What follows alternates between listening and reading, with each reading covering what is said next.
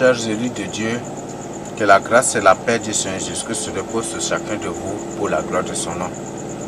Notre thème d'aujourd'hui, sur lequel nous allons faire l'étude biblique, bien que je suis seul, mais tout de même, je vais vous laisser l'adresse mail s'il y a des questions, des compléments, même vous pouvez ajouter. S'il y a des questions, vous pouvez aussi les poser sans problème. Donc, le thème c'est sur quoi est fondé, sur quoi est bâti ou sur quoi est fondée ta foi. J'ai des difficultés vraiment à formuler ce thème. J'ai même dit pourquoi t'engages-tu à suivre le Seigneur? Pourquoi es-tu devenu disciple du Seigneur Jésus-Christ? Pour quelle raison es-tu devenu disciple du Seigneur Jésus-Christ? Sur quoi est bâtie ta foi? Sur quoi est fondée ta foi? Donc, c'est ça. Et sur quoi est bâtie ta foi? C'est ça.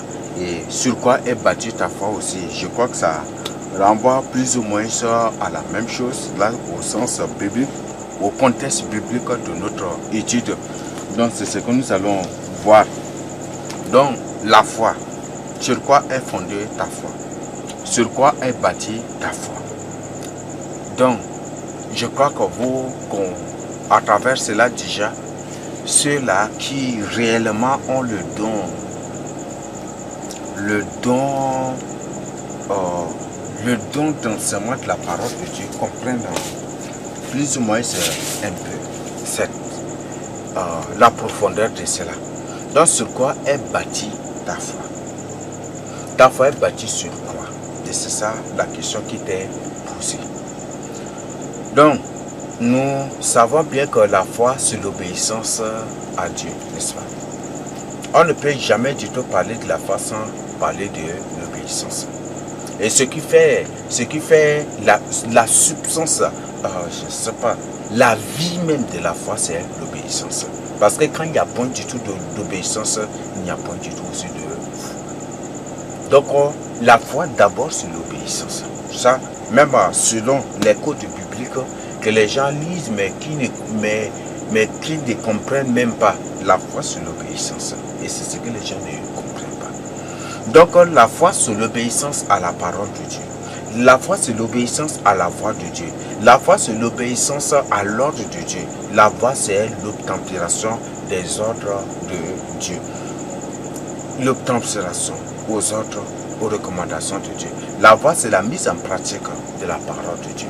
La foi, c'est répondre à l'appel du Seigneur. La foi, c'est l'obéissance à la parole de Dieu. La foi en général, c'est l'obéissance à la parole de Dieu. Donc, la question à te poser, sur quoi est bâtie ton obéissance à la voix de Dieu? Sur quoi?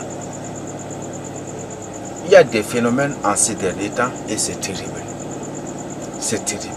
Nous allons d'abord prier pour que le Seigneur Jésus-Christ lui-même nous dirige, pour que le Seigneur Jésus-Christ me mette de côté et que lui-même te dise et te transmette quelque chose. Et si tu as ce que je le fasse, que lui-même il le fasse aussi à travers nous. Père, je bénis ton Saint-Nom. Merci de ce que tu nous as apporté jusqu'à ce moment-ci. Pardonne nos péchés, nos iniquités. Je veux que c'est terme. Mais je te prie, et Père, au nom de Jésus-Christ, en tant que ton Fils, en tant que ton nom, j'ordonne que ce thème conduise des âmes à la repentance. Que ce thème ouvre les yeux des âmes. Que ce thème conduise des âmes à la repentance, à la délivrance. Que ce thème, mon Dieu Tout-Puissant, conduise des âmes au salut. Que ce thème libère, affranchisse quelque chose, affranchisse des âmes. Que ce thème pénètre le cœur. Que ta parole pénètre, délivre l'âme, Seigneur Jésus-Christ, de tes élus et de tes enfants. De ceux-là qui marchent là seulement. Alors Père Céleste, que ta parole les touche et les conduise à la repentance. Bénis ta parole, sanctifie ta parole, conduis ta parole, mon Dieu Tout-Puissant. Mon Dieu, que tu conduis ta parole directement dans le cœur des âmes et que cette parole les délivre sur Jésus-Christ. Oh Père, mets-moi de côté, fais toi-même ta volonté.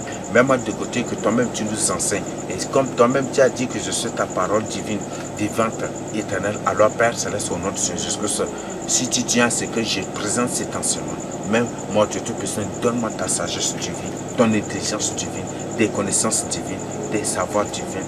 donne-moi ton onction divine, ton autorité divine. Mets le casque du salut éternellement sur ma tête. Mon Dieu Tout-Puissant, et écrase-moi la poussière de l'humilité. Écrase-moi la poussière de l'humilité. Écrase-moi la poussière de l'humilité, que toi-même tu fasses ta volonté. Alors Père, que chaque mot, chaque parole de cet enseignement sorte directement de toi. Que chaque mot, chaque parole, chaque phrase de cet enseignement, de cette étude biblique, de ce moment, mon Dieu Tout-Puissant, Père, ô Seigneur Jésus, que cela me vienne directement de toi, me soit communiqué directement de me soit communiqué directement par toi, et que je ne sois rien que le lecteur de ta parole. Fais-moi lire toute ta parole pour que tes enfants écoutent, que tes enfants la mettent en pratique pour le salut. Béni soit ton nom, pour Jésus, je te prie. Amen.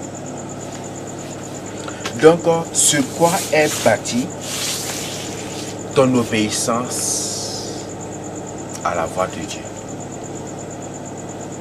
Tu peux dire pourquoi tu es devenu disciple du Seigneur Jésus-Christ, pourquoi tu es devenu élu de Dieu. Je peux même poser tout simplement, ou reformuler tout simplement la question. Pourquoi tu es devenu disciple du Seigneur Jésus-Christ? Pourquoi? Peut-être beaucoup c'est pour dire, non, c'est pour que je sois sauvé. Oui, pour être sauvé, c'est une très bonne chose. Si c'est la vraie vision, si c'est le vrai but, si c'est le vrai objectif. Sinon, c'est autre chose. Donc, sur quoi est fondée ta foi? Aujourd'hui, les gens s'attroupent, les gens suivent les autres. Les gens sont là à la recherche de la quantité. Et les gens oublient des choses là. Il y a des gens qui s'engagent à devenir des enfants de Dieu. Et qui s'engagent à venir à l'église pour que s'il y a un cas de deuil dans leur famille, que l'église intervienne et organise les funérailles de manière religieuse, même sauvagement, extrêmement, terriblement religieuse, pour que le monde entier voie que c'est une famille chrétienne, une famille qui part à l'église, c'est ça. Beaucoup partent à l'église, c'est pour que après leur mort, les gens viennent et puis font des trucs, même pour que les gens fassent des récits, les gens racontent des choses, les gens disent des choses, les gens font des comédies, les gens font ça, tout. Et c'est ça le but. C'est pour ça qu'ils sont partis à l'église. Et toi, tu es parti, tu viens parmi les élus. Tu es devenu disciple du Saint-Christ, tu es devenu élu de Dieu. Pour quoi? C'est la question que tu te poses. Il y a des gens qui ont bâti leur foi sur des choses terrestres. Il y a des gens qui se sont engagés à devenir disciples du Seigneur Jésus-Christ juste pour les choses terrestres. C'est pour la bénédiction. Parce qu'eux, ils ont appris des faux serviteurs de Dieu, des prédicateurs de la prospérité. Quand on parle des prédicateurs, le terme prédicateur est toujours lié aux oins de Dieu, n'est-ce pas? Donc, quand une personne n'est pas un oint de Dieu, il n'est pas l'un des 24 veillards. Et on dit que c'est un prédicateur, c'est pour dire que c'est un prédicateur de Satan. C'est un antichrist. C'est un agent du nouvel ordre mondial. Donc c'est un prédicateur de la prospérité. Comme il dit, si tu veux devenir enfant de Dieu, si tu fais ceci, tu seras béni, béni. Donc eux, ils se sont engagés à suivre le Seigneur Jésus-Christ pour la bénédiction matérielle, pour les choses éphémères, pour les chimères, pour n'importe quoi de la terre, pour des choses passagères. Et c'est pour ces choses-là qu'ils se sont engagés pour devenir disciples du Seigneur Jésus-Christ. Vous croyez que, pour anticiper, est-ce que de telles personnes seront sauvées? À vous de voir, est-ce que de telles personnes seront sauvées? Il y a beaucoup de codes bibliques là. Il y a des gens qui se sont engagés à suivre le Seigneur Jésus-Christ parce qu'ils étaient malades et le Seigneur les a guéris. Donc, ils suivent le Seigneur Jésus-Christ pour les miracles. Ils n'ont pas une foi fondée. Donc pour eux, même si le Seigneur Jésus-Christ ne les avait pas guéris, ils ne vont pas, c'est pour cela, si le Seigneur Jésus-Christ ne les avait pas guéris, c'est pour dire qu'ils ne vont pas devenir disciples du Seigneur Jésus-Christ. Et c'est là le grand problème. C'est pourquoi le Seigneur dit, il faut que vous naissiez de nouveau. Donc pour dire que ta vision à toi là, il faut réformer cette vision-là. Pourquoi tu t'es engagé à devenir disciple du Seigneur Jésus-Christ? Il y a des gens qui disent que non, quand tu es chrétien, il n'y a pas de problème, il y a ceci, il y a cela. Ils ne pensent pas à leur salut. Si ce n'est que sur des choses terrestres matérielles. Et c'est là le problème. Donc, quelle est la fondation? quelle est la fondation de ta foi? Ta foi, là, ton obéissance, ton engagement, ta décision sur le Seigneur Jésus-Christ, c'est basé sur quoi? C'est la question à te poser. Si tu es en train de faire ce qu'on appelle perdre de temps, bon, tu deviens une personne qui fait, tu es un nombre qui grossit juste le nombre. Tu es membre de la foule.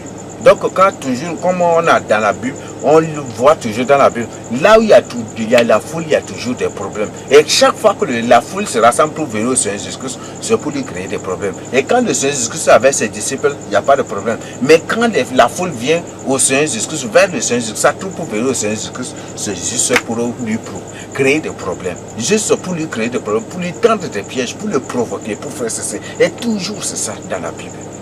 Donc ne deviens pas membre d'une foule, ne deviens pas membre de quantité, ne sois pas une quantité. Il y a des gens qui même s'engagent à suivre le Seigneur Jésus, qui s'engagent à l'église parce que cette église-là, il y a beaucoup de gens, il y a beaucoup de chrétiens. Donc s'il lui arrive quelque chose, les gens vont se mobiliser et ils vont avoir de l'argent ou leur funérailles sera bien organisé, ou s'il y a un cas de décès, ils vont en profiter pour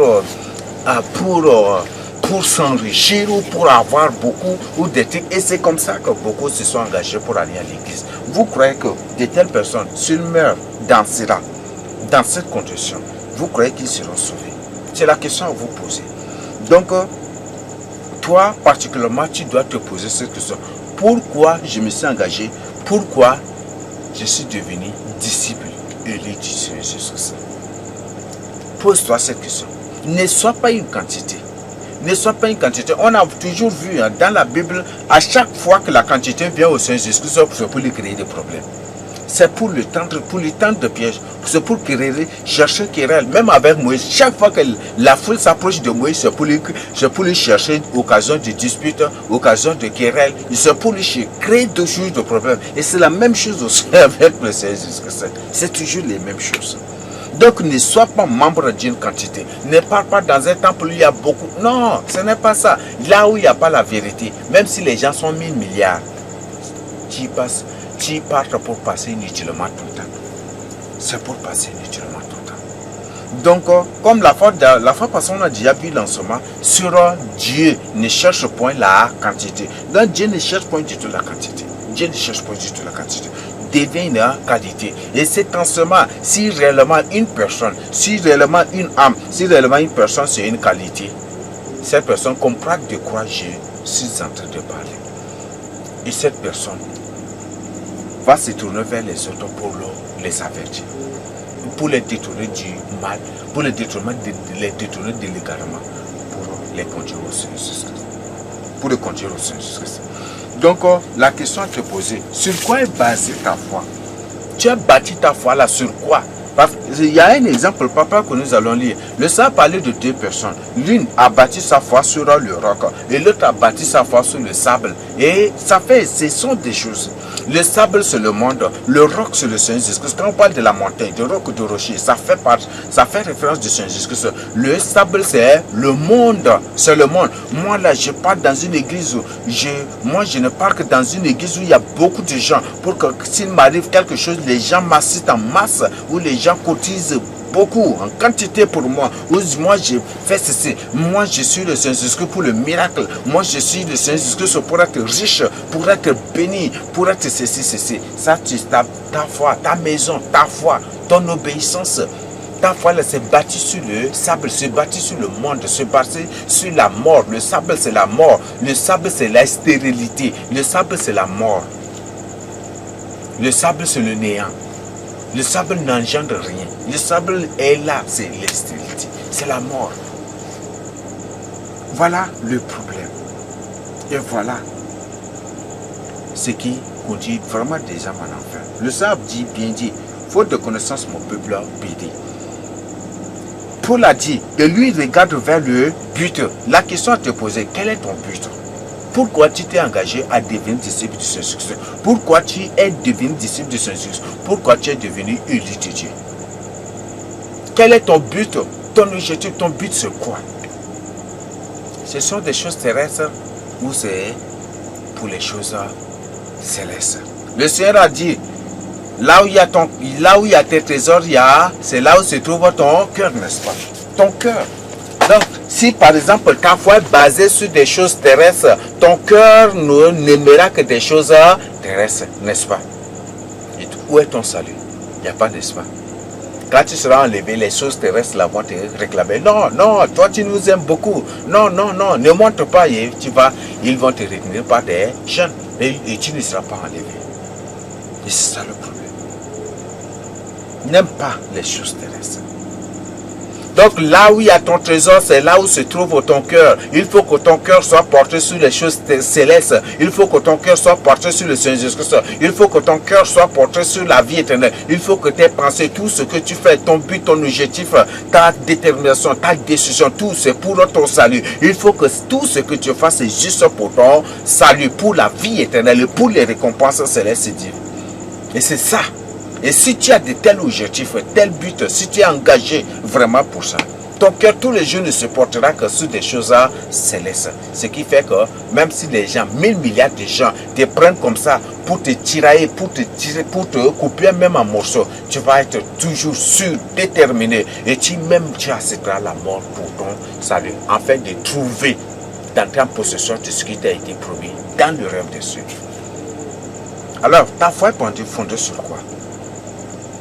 Si tu es engagé, par exemple, juste pour l'Israël spirituel, si c'est pour l'Israël spirituel, si c'est juste pour l'Israël spirituel que tu t'es engagé, pour devenir disciple ou pour devenir élu de Dieu, tu perds ton temps. Tu es l'homme le plus malheureux de Dieu. Tu es le plus malheureux même des chrétiens. Tu es le plus malheureux des chrétiens. Tu es le plus malheureux des religieux. Le Seigneur a dit, nous n'avons pas une cité terrestre permanente, n'est-ce pas? Nous n'avons pas une cité terrestre permanente. Donc même si nous avons une cité, ce n'est pas du tout permanente, c'est juste un pour être. Même le Seigneur Apocalypse 11 en a bien précisé, c'est juste pour être. Donc tu n'as pas une cité terrestre permanente et tu ne comptes que sur des choses terrestres. Et tu t'es engagé à devenir élu de Dieu, à devenir disciple de Saint Jésus-Christ, à devenir un soi-disant saint, juste pour Israël spirituel, juste pour des choses terrestres, juste peut-être pour autre chose, pour voir des miracles, pour voir ceci, c'est pour ceci, pour ceci. Tu es en train de perdre ton temps, parce que nous n'avons pas une cité terrestre permanente. La vraie cité sur le ciel. Et si Dieu a permis Israël spirituel, c'est juste pour un temps, pas pour l'éternité. Alors la question te pose. La question te pose. Pourquoi tu es devenu disciple du Seigneur Jésus-Christ? Est-ce que la question, un disciple là, bon, par habit de langage quand même, je peux te qualifier de disciple.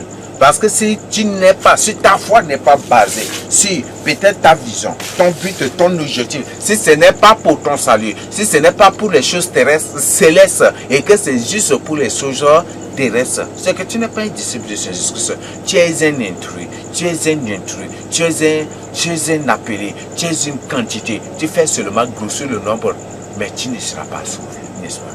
Tu es une quantité. Donc deviens un élu de Dieu. Deviens un vrai disciple et un vrai élu de Dieu. C'est pour ton salut. Ne sois pas membre des saints, deviens toi-même un saint. Ne sois pas membre des fidèles, sois toi-même un fidèle. Ne sois pas membre des témoins, sois toi-même un témoin. Ne sois pas un membre des élus, mais sois toi-même un élu. Ne sois pas membre des disciples, sois toi-même un disciple. C'est ce que le Seigneur Jésus-Christ te demande. Ne sois pas un membre des parfaits, sois toi-même un parfait. Ne sois pas un membre des hommes accomplis, sois toi-même un homme accompli pour ton salut. Mais si tu es membre, si tu es un membre, les autres là, ceux-là qui sont ces qualités, qui sont la qualité, ils seront enlevés. Mais comme toi, tu fais seulement partie des membres, tu seras laissé. C'est ça le grand problème. Donc aujourd'hui, nous allons faire une étude biblique et pour comprendre certaines choses, pour découvrir certaines choses. Nous allons lire Matthieu 7, du verset 24 à 29. Et nous allons examiner chaque chose pour comprendre. Nous allons examiner des choses pour comprendre. Et je veux que tu prennes au moins ta Bible pour suivre. C'est très intéressant. C'est très indispensable, nécessaire pour ton salut. Ne néglige point du tout cela. Ne néglige point du tout cela. Mais prends ce message-là au sérieux. Donc pose-toi d'abord la question, est-ce que je suis un disciple ou un membre des disciples du Seigneur Jésus-Christ? C'est la question à te poser. Donc Matthieu 7, versets 24 à 29. C'est pourquoi quiconque entend ces paroles que je te dis et les met en... veuillez m'excuser. C'est pourquoi quiconque entend les paroles que je dis et les met en pratique sera semblable à un homme prudent qui a bâti sa maison sur le roc. N'est-ce pas? La pluie est tombée, les torrents sont venus, les vents ont soufflé et se sont jetés contre cette maison. Elle n'est point tombée parce qu'elle est fondée sur le roc. N'est-ce pas? Mais quiconque entend ces paroles que je dis et ne les met pas en pratique sera semblable à un homme insensé qui a bâti sa maison sur le sable. La pluie est tombée, les torrents sont venus, les vents ont soufflé et ont battu cette maison. Elle est tombée et sa ruine a été grande. Après que Jésus eut achevé ses discours, la foule fut frappée de sa doctrine. Car il enseignait comme ayant autorité et non pas comme leur scribe. C'est ce que la Bible nous dit. Donc, c'est très clair. Donc, le Seigneur parle là de deux catégories de gens. Il y a des gens qui ont bâti leur maison sur le roc. Il y a des gens qui ont bâti leur maison sur le sable. Et ce sont lesquels? Et nous allons découvrir. Donc, qu'est-ce qu'une maison d'abord? Donc, la question à comprendre. Parce que le Seigneur dit, celui qui écoute, entendra. Ouais, il y a une différence entre entendre et écouter. Il y a cette différence-là. Bibliquement, il y a cette différence. Donc, celui qui entend.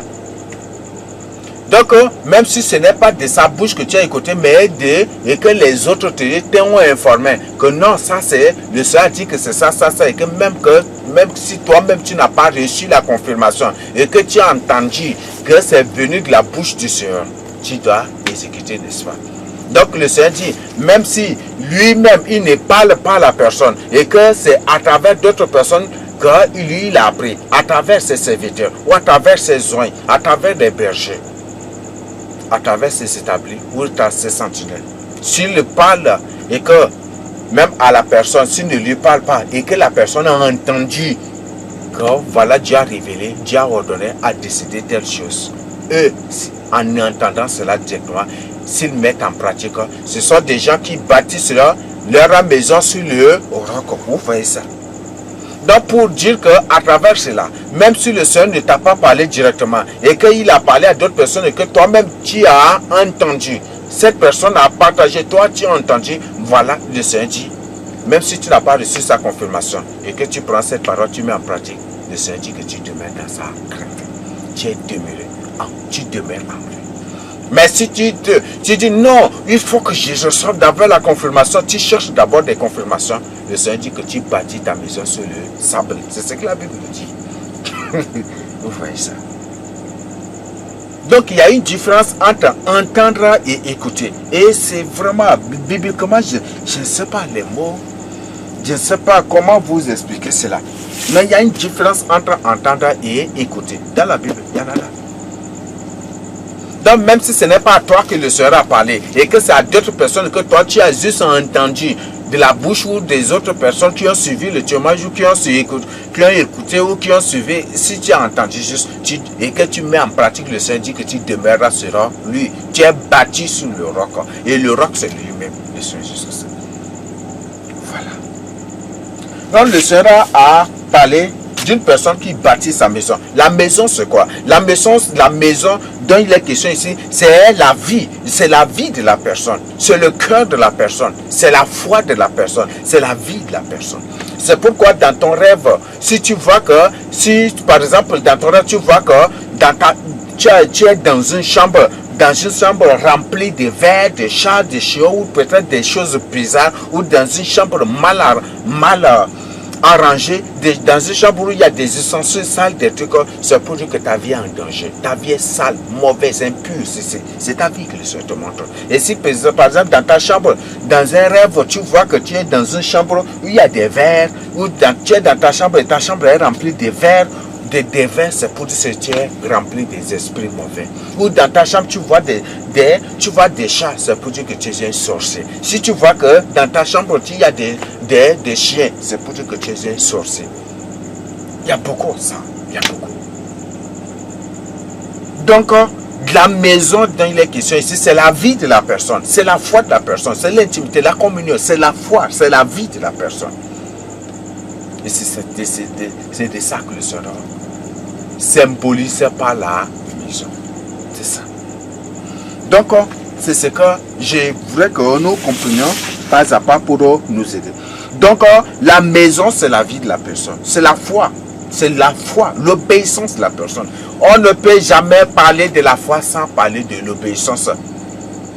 La première fille de la foi, c'est l'obéissance. Et beaucoup de gens ne savent même pas cela.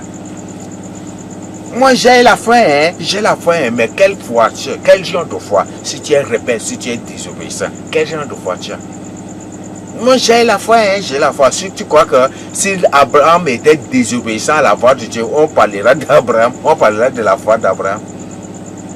La première fille de la foi, c'est l'obéissance. Et la foi, l'obéissance, c'est la foi. C'est l'obéissance à Dieu qu'on appelle aussi la foi. Et c'est ce que les gens ignorent. Nous continuons. La pluie est tombée. Donc, de ce dit, si quelqu'un entend sa voix, si quelqu'un entend sa parole et qu'il la mette en pratique, il est comme une maison bâtie sur le roc. La pluie est tombée. La pluie c'est quoi? Dans la Bible, la première signification d'abord de la pluie, c'est la bénédiction. C'est ça, n'est-ce pas? Mais c'est la bénédiction. Et c'est la bonne parole de Dieu. C'est la bénédiction. Mais si le Seigneur Jésus-Christ utilise la pluie contre sa parole, contre celui-là qui accepte sa parole et qui met en pratique, c'est pour dire qu'il s'agit d'une mauvaise pluie. Donc il s'agit de la malédiction. C'est ça? Il s'agit de la malédiction. Et il s'agit des fausses doctrines. La pluie, cette pluie, c'est de fausses doctrines. Donc c'est pour dire que si une personne accepte la parole de Dieu et la met en pratique, et cette personne est bâtie sur Christ, même si des gens, des différentes dénominations, des différentes doctrines viennent pour troubler, pour faire tout pour détourner la personne ne sera point du tout bougée, ni déplacée, ni secouée. Oui, de sa position sur Christ. Même si des gens, des doctrines, des multitudes, des milliers et des milliards de doctrines, des dominations, des dénominations viennent pour faire tout pour le détourner du Seigneur Jésus-Christ, pour le détourner de la vérité, ces personnes ne pourront point du tout. Donc cette pluie ne pourra point du tout renverser cette personne qui est bâtie sur le Seigneur Jésus-Christ lui-même qui est le roc. Donc c'est ce que le Seigneur Jésus-Christ veut nous dire. N'est-ce pas?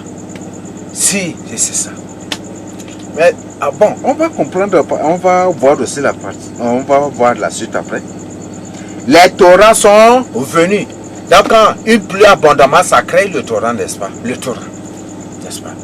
Le torrent c'est quoi? La pluie. Les petites gouttes de pluie qui tombent, ce sont des doctrines, n'est-ce pas? Ça c'est le sens biblique. Donc ce sont des doctrines, des dénominations, des doctrines de différentes et qui viennent et ils font tout pour te détourner. S'ils n'arrivent pas, après ils vont tous se s'unir, n'est-ce pas? C'est ça le torrent. Le torrent. Donc ils s'assemblent, c'est comme si c'est une réunion écuménique, les gens s'entendent, les gens de différentes doctrines, les gens de différentes dénominations s'entendent, s'unissent ensemble, même s'ils viennent pour te convaincre, pour te persécuter, pour faire quoi? Ils ne pourront pas du tout te vaincre parce que tu es bâti sur le roc. Donc la pluie, ce sont des fausses. La pluie, selon le contexte employé par le Seigneur Jésus-Christ lui-même, représente des fausses doctrines, des fausses dénominations. des fausses confessions, des fausses dénominations, des fausses doctrines.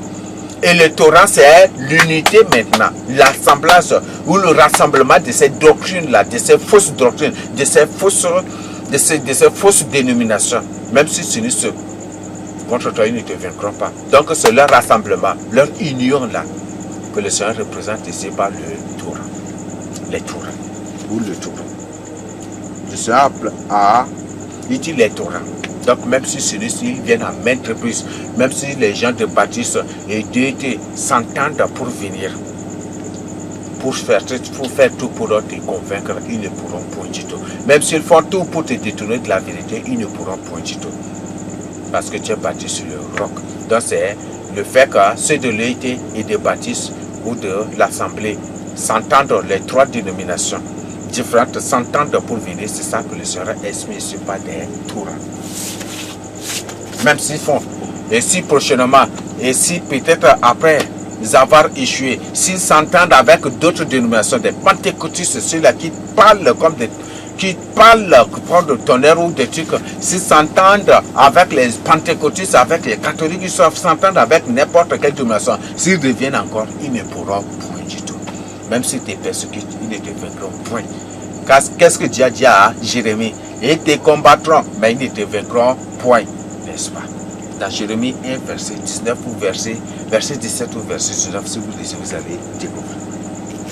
C'est verset 19, non, si vous lisez, vous allez découvrir.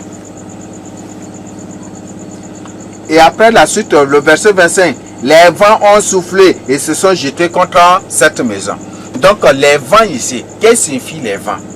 Les vents, quand on parle, il y a différence entre le vent et les vents. Le vent, on comprend déjà. Le vent, c'est le vent. Pour ne pas nous amuser. Donc, quand le Seigneur parle des vents ici, il y a plusieurs formes ou types de vents. Il y a plusieurs types de vents. Nous avons le vent simple. Nous avons la tempête. Nous avons l'ouragan. Nous avons le tourbillon. Nous avons quoi encore?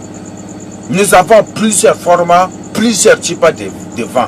Donc, c'est tous ces vents-là. C'est tous ces types de vents que le Seigneur appelle les vents ici. Donc il s'agit, ces vents-là, ça symbolise la persécution, ça symbolise la tribulation. Et vous savez bien qu'il y a plusieurs types, il y a plusieurs formes de persécution, il y a plusieurs formes de tribulation aussi. Vous savez, n'est-ce pas? Il y a la tribulation au niveau du village, au niveau du carré, au niveau du quartier. Il y a des tribulations au niveau cantonal, il y a des tribulations au niveau régional, il y a des tribulations au niveau national. Et c'est la tribulation au niveau mondial qu'on appelle la grande tribulation.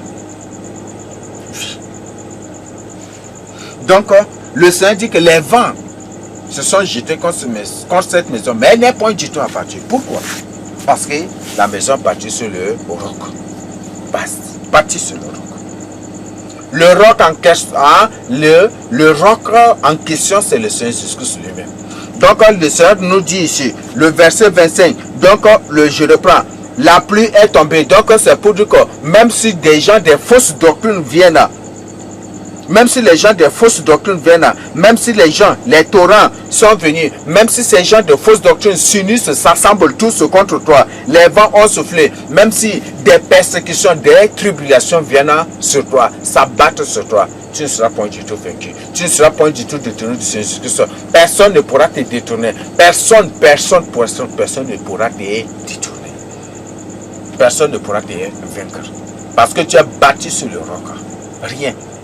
Le roc, le Seigneur Jésus-Christ lui-même dit que si quelqu'un se heurte contre cette pierre, elle sera brisée, n'est-ce pas? Mais si cette pierre tombe sur la personne sera écrasée. Et comme c'est la pierre, une pierre vivante, une pierre édifiante, une pierre vivante, une pierre éternelle, une pierre qui ne meurt point du tout, cette pierre-là, tu es dessus, tu ne mourras point du tout, tu ne tomberas point du tout. C'est une pierre qui ne faillit point du tout.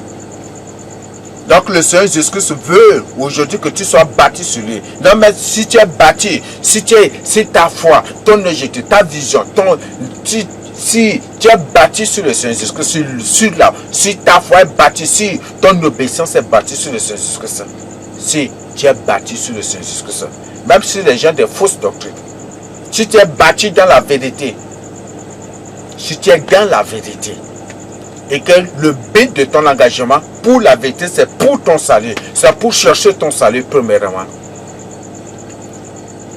Même si les gens de fausses doctrines, même si les gens de fausses doctrines viennent pour faire tout, pour te dire que, ou pour tenter de te convaincre, non, en te disant non, que c'est une fausse, non, non, tu es dans le mensonge, tu es dans l'hérésie, non, tu es dans ceci, dans cela, tu ne vas jamais du tout, ils ne pourront point du tout te vaincre, ils ne pourront point du tout te convaincre, et ils ne pourront point du tout te détourner de la vérité. Même si ça semble, il s'assemble pour venir, comme le torrent, même si ça semble pour venir, même si ce n'est pour venir, pour t'attaquer, pour te combattre, pour te persécuter, ou pour faire tout pour te détourner, c'est ce que le Seigneur Jésus se présente par les torrents. Ils ne pourront point du tout te vaincre. Même si les vents, même si les persécutions, les tribulations se lèvent, même s'ils font quoi, ils ne pourront pas du tout te vaincre parce que tu es parti sur le Seigneur Jésus. Et ça, c'est ce que le Seigneur Jésus a dit. C'est ce que le Seigneur Jésus a dit. Maintenant, on va voir, ça c'est la première catégorie des élus. Ça, ce sont ceux-là qu'on les appelle des vrais disciples, des vrais élus de Dieu. Mais maintenant, on va découvrir les faux. Ce sont lesquels? On voit. Mais quiconque entend ces paroles que je dis et ne les met pas en pratique sera semblable à un homme insensé qui a bâti sa maison sur le sable. Ça, c'est le verset 26 de Matthieu 7. Celui qui entend sa parole et qui ne la met pas en pratique, tu entends, le Seigneur révèle des choses, nous communique des choses, le Seigneur présente des enseignements, le Seigneur nous présente des choses. Toi, tu n'attends que des confirmations, tu ne cherches que des confirmations. Jusqu'aujourd'hui, tu refuses, n'est-ce pas? N'est-ce pas? Tu es en train de refuser de mettre en pratique sa parole. Donc le Seigneur dit que si une personne entend sa parole et ne la met pas en pratique, c'est un homme insensé. Une personne insensée, c'est une personne qui a, je ne sais pas comment qualifier, c'est une personne hors sens, c'est une personne qui agit comme une personne déréglée, c'est une personne qui a un problème. C'est une personne qui n'est pas du tout intelligente. Manquer, une personne dépourvue de raison, dépourvue d'intelligence, de sagesse, une personne qui n'obéit pas à la voix de Dieu. C'est celui-là. Un homme insensé. Et le Seigneur dit que c'est un homme insensé qui a bâti sa maison sur le sable au bord de la mer, au bord du fleuve. Il a bâti sa maison sur le sable. Le sable symbolise quoi? La maison, Dieu a expliqué. La maison, c'est la vie de la personne. Une personne qui bâtit sa vie sur la mort, dans la mort, vous croyez que c'est une personne qui vivra? Qui écoute la parole du Seigneur. Le Seigneur te parle, le Seigneur révèle des choses aux autres te concernant. Il partage avec toi, tu refuses de mettre en pratique. Le Seigneur te parle à travers des enseignements. Le Seigneur te parle à travers, et tu refuses. Même à travers des frères, à travers des conseils des frères, des exhortations. Le Seigneur te parle à travers des visions, des révélations. Le Seigneur te parle, tu refuses. Le Seigneur dit que ta vie là, tu as bâti sur le désert, sur le sable. Donc le sable, c'est le désert, c'est la mort. C'est la stérilité, c'est la mort. Tu as bâti déjà ta vie sur la mort. Et de telles personnes, qu'est-ce que le Seigneur Jésus a dit? Et là, la suite va nous faire vraiment comprendre des choses, va nous faire vraiment découvrir des choses. La pluie est tombée, n'est-ce pas? On a déjà vu que la pluie symbolise des fausses doctrines, n'est-ce pas? Parce que la bonne pluie de Dieu ne tombe pas contre ceux-là qui acceptent ou ceux-là qui font la volonté de Dieu. Donc si cette pluie tombe contre ceux-là,